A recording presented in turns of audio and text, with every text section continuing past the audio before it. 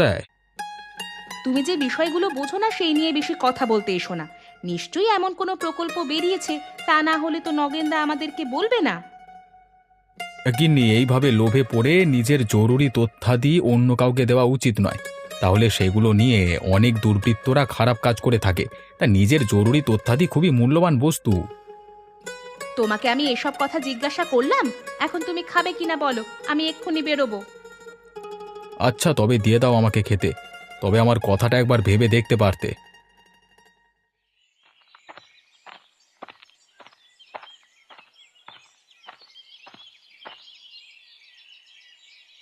কই রে বোন, কোথায় গেলি? একবার বাইরে এসে দেখে যা কি নিয়ে এসেছি।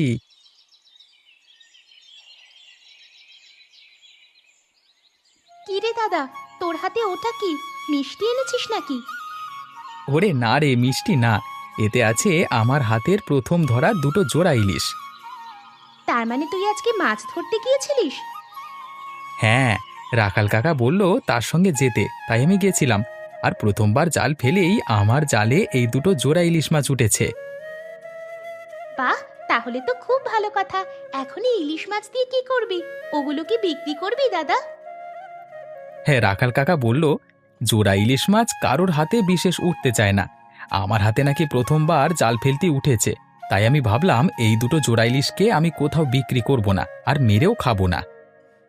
তাহলে কি করবি রে দাদা? ওগুলো কি আমরা পালন করব? হ্যাঁ, একদমই তাই। আমরা এগুলো নিয়ে আমাদের বাড়ির পাশের পুকুরে পালন করব। ঠিক বলেছিস দাদা। তাহলে চল, আমরা এক্ষুনি গিয়ে ওগুলোকে ছেড়ে দিয়ে আসি পুকুরে।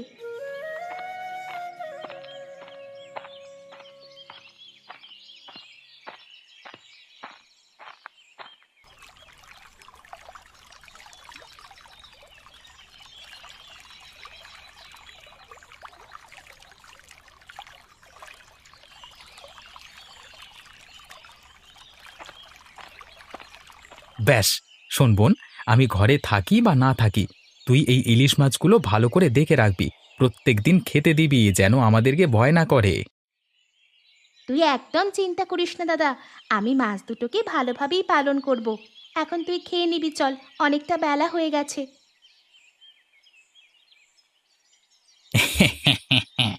এই তো, অনেকদিন পর এমন একটা ব্যবসা করতে চলেছি যেখানে আমি অনেক বড় লোক হয়ে যাব। কেউ আমার ধারে কাছেও ঘেঁচতে পারবে না। এসব কৃষি কাজে সবজি চাষের উপর কি আর নির্ভরশীল হওয়া যায়? তবে এই ব্যবসা নিশ্চয়ই আমাকে বড় লোক করে দেবে। তবে হ্যাঁ, গ্রামের লোক যেন আমি কি করছি সেটা জানতে না পারে। নগেনদা, বাড়িতে আছো নাকি? আমি আমার তথ্যাবলি নিয়ে এসেছি, তুমি যেমন আনতে বলেছিলে। এ, কে এসেছো? ঘরের ভেতরে এসো।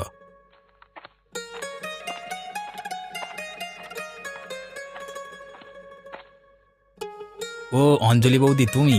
তা তুমি এত তাড়াতাড়ি তোমার সব তথ্যাবলি নিয়ে চলে এলে? হ্যাঁ দাদা, কি করব বলো? তুমি যখন বললে তখন আমি আর দেরি করলাম না। তা দাও দেখি, তোমার জরুরি তথ্যগুলো আমাকে দাও। আচ্ছা দাদা, তুমি আমাকে একটা কথা বলবে? হ্যাঁ, বলো, কি বলবে? কি জিজ্ঞাসা আছে তোমার?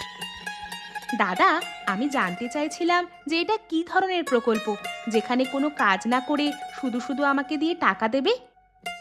আরে, এটা হলো সরকারের তরফ থেকে মহিলাদেরকে স্বনির্ভর করবার প্রকল্প, যেখানে তুমি মাস শেষে সর্বোচ্চ ২,০০০ টাকা করে পেতে পারবে। কিন্তু মহিলাদেরকে স্বনির্ভর করতে হলে তো কাজ দেওয়া খুব প্রয়োজন। এইভাবে বসে বসে টাকা দিলে সেটা কি ভালো দেখায়? দেখো, সেটা তো আমি বলতে পারবো না। সরকারি অফিসারদের ওপর কথা বলা তো আমার কাজ নয়। তা তোমার যদি এই প্রকল্প সম্বন্ধে কোনো সন্দেহ থাকে, তাহলে তুমি তোমার ডকুমেন্ট সব নিয়ে চলে যেতে পারো, আমার কোনো অসুবিধা নেই। আসলে বসে বসে টাকা পাবে তো, তাই ভাবলাম তোমাদের পরিবারটা কিছু হলেও সাহায্য পাবে, তাই আর কি। না দাদা, তুমি ঠিকই বলেছ। সত্যি তো, আমাদের নিজেদেরও তো হাত খরচ দরকার নাকি? সব সময় কি স্বামীর কাছ থেকে হাত পাততে ভালো লাগে? ঠিক আছে দাদা, তাহলে তুমি আমার এই কাজটা একটু করে দাও। হ্যাঁ হ্যাঁ, তুমি কোনো চিন্তা করো না। আমি সব করে দেব বলেই তো তোমার কাছ থেকে এসব নিয়েছি। তাই ডকুমেন্টগুলো আমি কবে নিয়ে যাব তোমার কাছ থেকে? আরে, আমার কাজটা শেষ হোক, তারপর না হয় তোমাকে আমি খবর পাঠাবো।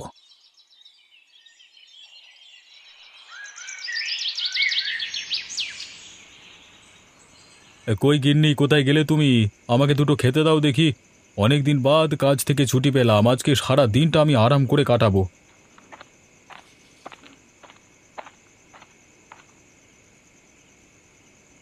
বলি, এই কুঁড়ে ঘরের মধ্যে আর কতদিন আরাম করে কাটাবে বলো দেখি? আমরা কি সারা জীবন এখানেই থাকবো? তুমি কথা বলছো কেন? এখানে থাকতে তোমার অসুবিধা কোথায় হচ্ছে? সব থেকে খারাপ কি লাগে জানো? যখন গ্রামের লোকেরা বলে রাজমিস্ত্রি নিজের ঘর মাটির, তখন। আমি বুঝতে পারছি গিন্নি, আমি রাজমিস্ত্রির কাজ করি, লোকের পাকা বাড়ি করে দিই, কিন্তু আমার নিজের বাড়িটা মাটির। সেই কারণে লোকজনদের কথা একটু আধটু শুনে বেড়াতে হয় তোমাকে। কিন্তু কি করবো বলো দেখি, হাতে যদি একদম টাকা পয়সা না থাকে তাহলে তো তুমি তো এত কাজ করো, একটা দিনও ঘরে বসে থাকো না, তাহলে এত সব টাকা যাচ্ছে কোথায়? তুমি চিন্তা করো না গিন্নি, আমি কোনো খারাপ কাজে লাগাচ্ছি না। আমার সাথে যারা কাজ করে তাদেরকেও তো টাকা পয়সা দিতে হবে, তুমি সেদিকটা একটু ভেবে দেখো। কিন্তু তাতেও আমার আর এই মাটির ঘরে থাকতে ভালো লাগছে না। এবার তুমি একটা কিছু ব্যবস্থা করো। আমি চাই যে পরের বছরের মধ্যে আমাদের একতলা একটা বাড়ি অন্তত থাকুক। আরে তুমি বুঝতে পারছো না, এইভাবে হলে হয় না। আমাকে তো কিছুটা সময় দিতে হবে, তুমি বিশ্বাস রাখো আমার উপর। আমি ঠিক সময় তোমাকে একটা পাকা বাড়ি উপহার দেব। ঠিক আছে, দেখা যাক সে সময় কখন আসে। আমি তো কবে থেকেই অপেক্ষা করে আছি। আর কতদিন অপেক্ষা করতে হবে জানি না বাপু। না হলে দেখা যাবে আমাকেই হয়তো কিছু একটা ব্যবস্থা নিতে হবে।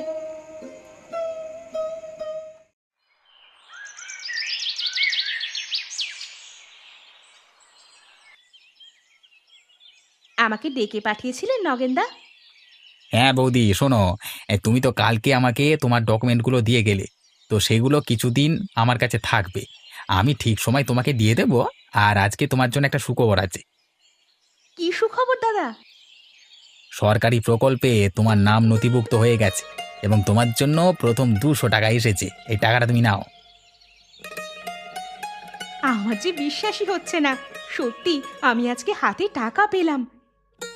আরে কালকে তো তুমি খুব সন্দেহ করেছিলে, আর আজকে দেখো তোমার প্রথম টাকা তোমার হাতে চলে এসেছে। এখন বলো কেমন লাগছে? বিশ্বাস হচ্ছে তো এই প্রকল্পের উপর? হ্যাঁ দাদা, আমার খুব বিশ্বাস হচ্ছে। আসলে কালকে আমার বর আমার মাথাটা একটু গুলিয়ে দিয়েছিল, তাই জন্য আমি প্রচন্ড ভয় পেয়ে গিয়েছিলাম। হ্যাঁ, আজকে বাড়ি গিয়ে অদুদাকে এই টাকাটা দেখিয়ে দুটো কথা শুনিয়ে দিও, কেমন?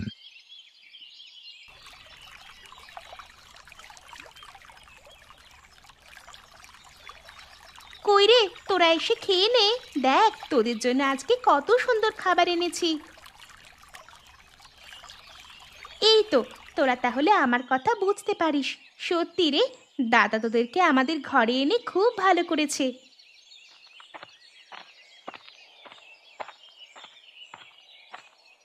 কি রে বোন, কি করছিস? ওদেরকে খেতে দিচ্ছিস নাকি?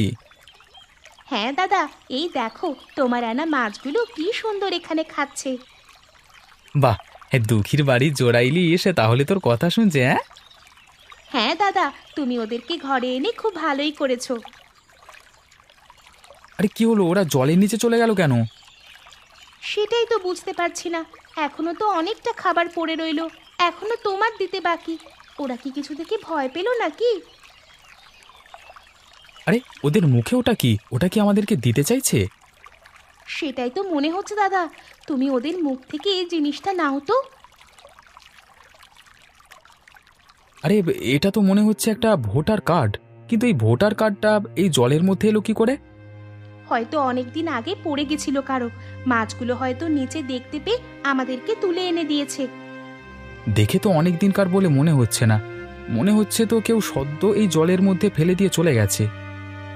আসলে আমাদের জোড়া ইলিশকে আমরা খেতে দিই বলে ওরা খুশি হয়ে পুকুরের নিচ থেকে এগুলো তুলে এনে আমাদেরকে দিচ্ছে। আসলে আমার মনে হয় ওরা আমাদেরকে উপহার দিতে চাইছে। হ্যাঁ, সেটা তুই ঠিকই বলেছিস বোন। আমার ভাবতে অবাক লাগে যে আমাদের জোড়া ইলিশের এত বুদ্ধি, হ্যাঁ? হ্যাঁ দাদা, তুই ঠিকই বলেছিস। আমাদের জোড়া ইলিশ আমাদের পরিবারের সঙ্গে মিশে গেছে। বাকি খাবারটা খেয়ে নি কোরা। আর এই ভোটার কার্ডটা আমি আমার কাছেই রাখি, যদি পরবর্তীকালে কেউ খোঁজ করে তাহলে দিয়ে দেব। বলো কি দিদি, এটাও কি হতে পারে? সত্যি করে ওই প্রকল্প থেকে তুমি টাকা পাচ্ছো? আমারও প্রথম প্রথম বিশ্বাস হয়নি জানো, কিন্তু যখন প্রথম টাকাটা আমার হাতে এলো তখন আমি এত আনন্দিত হয়েছিলাম। দাদা কি বলছে? তোমার দাদার কথা বাদ দাও তো। তোমার দাদা এখনো বিশ্বাস করতে পারছে না যে বসে বসে প্রকল্প থেকে টাকা আয় করা যায়। তুমি ভাবো তো, আমরা যদি মাস গেলে 500 টাকা হাত খরচ পাই, তাহলে তো আমাদের সংসারের অনেক জিনিসপত্র কিনতে পারবো। সেটা তুমি ঠিকই বলেছো। দেখো না, আমারও স্বামী রাজমিস্ত্রি, কিন্তু আমাদের ঘর এখনো মাটি। এখন এই প্রকল্প থেকে সত্যি আমিও যদি টাকা পাই, তাহলে সেই টাকাগুলো দিয়ে আমি অন্তত একটা ঘর বানাতে পারবো। তা তো বটেই। তাহলে বলি শোনো সোনালি, বেশি দেরি না করে তাড়াতাড়ি এই প্রকল্প থেকে তোমার লাভ উঠিয়ে নাও। আমাকে কি করতে হবে গো দিদি? বিশেষ কিছু না। ভোটার কার্ড, জন্মের শংসাপত্র, এই দুটো নিয়ে নগেনদার সঙ্গে দেখা করো।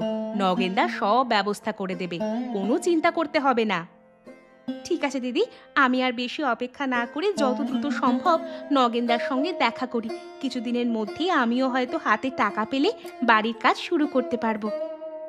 হ্যাঁ হ্যাঁ, বেশি দেরি করো না, ভিড় হয়ে গেলে অসুবিধে আছে। আর হ্যাঁ, এই কথা যেন কেউ জানতে না পারে। তোমার আমার মধ্যে থাকলেই ভালো হয়।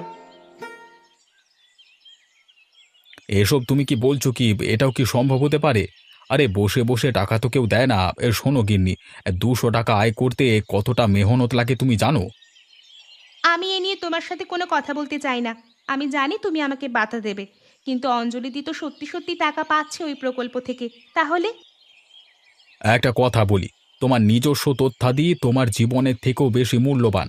তুমি ধরতে পারবে না যে তোমার ডকুমেন্ট নিয়ে কত রকমের খারাপ কাজ চলে। তার মানে আমরা তো অনেক জায়গাতেই ডকুমেন্টস দিই। বিশ্বস্ত জায়গায় ডকুমেন্ট দিলে অসুবিধা নেই, কিন্তু হঠাৎ করে গজিয়ে ওঠা এই ধরনের প্রকল্পে নিজের তথ্য দেওয়া উচিত নয়। আরে কোন দিক থেকে যে কি কেলেঙ্কারি ঘরে ঢুকে যাবে সেটা তুমি ধরতেও পারবে না। তার মানে আমি ঠিক বুঝতে পারলাম না। আরে তোমারই তথ্য নিয়ে দেখা যাবে যে কোনো জায়গায় তোমার নামে অবৈধভাবে অনেক জমি কেনা আছে। পৃথিবীতে তো বদমাইশ লোকের অভাব নেই, তারাই এ কাজ করবে। নাম হবে তোমার আর ভোগ করবে তারা। আর যখন এই অবৈধ জিনিস আইনি আওতায় আসবে তখন দেখবে তুমি ফেঁসে যাবে। দেখো, তুমি শুধু শুধু ভয় দেখিও না। তোমাদের এই স্বভাবের জন্যই ভালো লাগে না। তোমরা তো আয় উপার্জন করো, কিন্তু আমরা কি তোমাদেরকে বাধা দিই? তাহলে তুমি আমাদেরকে বাধা দিচ্ছ কেন? এগুলো সত্যিই ভালো লাগে না। আমি তোমাকে ভালোর জন্যই বলছি গিন্নি। পরবর্তীকালে যদি কোনো বিপদ হয় তাহলে তুমি আমি দুজনই অসুবিধে পড়ে যাব দেখবে। আরে বাড়ি করতে গিয়ে বাড়ি বেচে না দিতে হয়। আমি ওসব জানি না। অঞ্জলিদি যখন করছে আমিও করব। ঠিক আছে ঠিক আছে, তোমার যা ইচ্ছে তুমি করবে, যাও, আমি আর কিছু বলবো না, যাও। কি তোতন, তোমার জোড়া ইলিশ কেমন আছে? হ্যাঁ, ওই জোড়া ইলিশ এখন আমার থেকে আমার বোন দুঃখী বেশি দেখাশোনা করে গো। আমার জোড়া ইলিশের বুদ্ধি কিন্তু দারুণ, জানো তো। তাই নাকি? এ কথা বলছিস কেন? আমার বোন যখনই ওকে খাবার দিতে যায় তখনই পুকুরের নিচ থেকে কিছু না কিছু উপহার হিসেবে আমাকে দেয়। ঠিক বুঝতে পারলাম না। যেমন? যেমন এই দেখো, কালকে যখন আমার বোন খেতে দিচ্ছিল তখন হঠাৎ করে ইলিশ দুটো পুকুরের তলা থেকে মুখে করে এই ভোটার কার্ডটা নিয়ে আমাদের হাতে দেয়।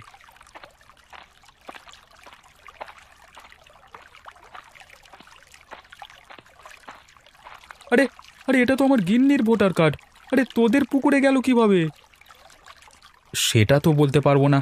মাছগুলো দেখলাম তুলে এনে দিল। কাকিমা কি তার ভোটার কার্ডটা হারিয়ে ফেলেছিল? না না, হারিয়ে ফেলেনি।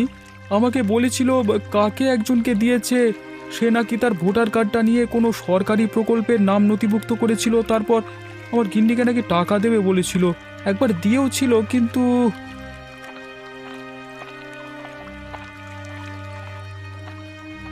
আরে তোমাদের কি গল্প হচ্ছে? ব্যাপার কি?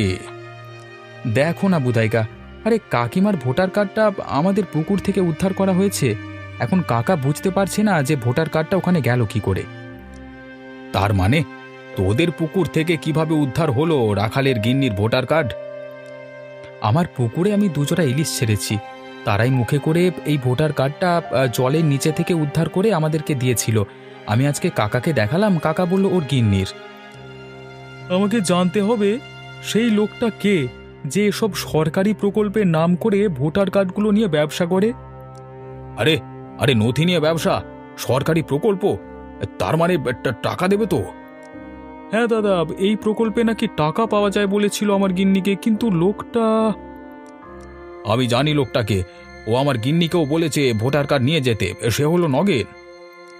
আচ্ছা, তার মানে নগেন আমাদের বাড়ির গিন্নিদের নিজস্ব নথি নিয়ে ব্যবসা শুরু করেছে। এবার এই নথিগুলো দিয়ে সে নিশ্চয়ই কোনো খারাপ কাজ করছে।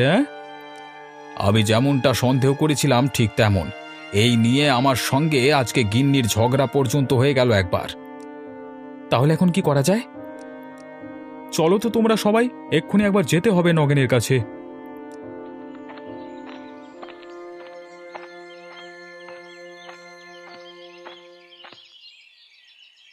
নগেনদা, এবার আমার ভোটার কার্ডটা দাও। ও বলছিল নাকি কোনো একটা কাজে লাগবে, ব্যাংকের কি সব কাজে খুব দরকার। আরে বৌদি, হ্যাঁ, এখন তুমি কোথায় পাবে? সেই কার্ড তো এখন সরকারি দপ্তরে জমা আছে, সে আসতে এখন ঢের দেরি আছে গো। তাও মোটামুটি কদিন লাগবে? আমার তো দরকার খুব। এই ধরে রাখো, 1-1.5 বছর তো লাগবেই। 1-1.5 বছর? সে কি, এরকম গুরুত্বপূর্ণ নথি 1-1.5 বছর সরকারি দপ্তরের কাছে জমা থাকবে? তাহলে আমাদের কাজ মিটবে কি করে?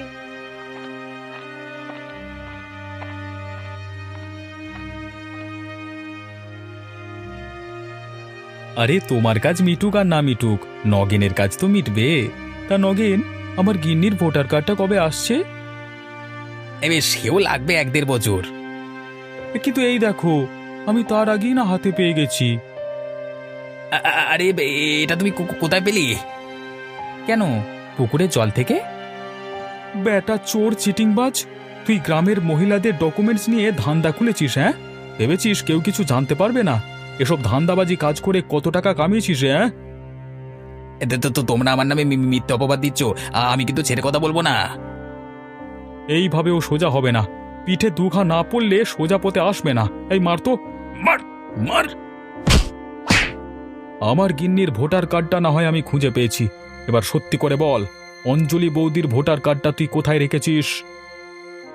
আমার ভুল হয়ে গেছে দাদা, আমি আর কোনোদিন করবো না। ওরে বাবা, 2 টাকা